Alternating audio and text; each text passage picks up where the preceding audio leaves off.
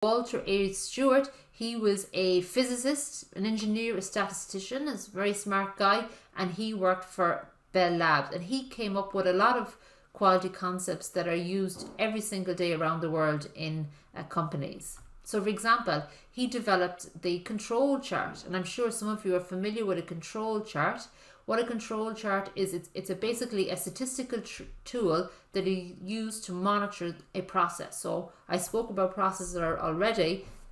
We need to monitor them because they're important to make sure they're in control. Here in this control chart, we have an upper control limit and a lower control limit, and then we have our control limit in the middle. So for example, if we were making a batch of drugs and temperature was a variable in this particular manufacturing step, and we had to hold our batch of drugs between 30 degrees upper control limit and 10 degrees lower control limit, and 20 degrees was the optimum for that batch. So we would check temperature continuously to make sure it was in control and that it would not go outside our upper control limit or lower control limit. So this simple tool of a control chart is very effective.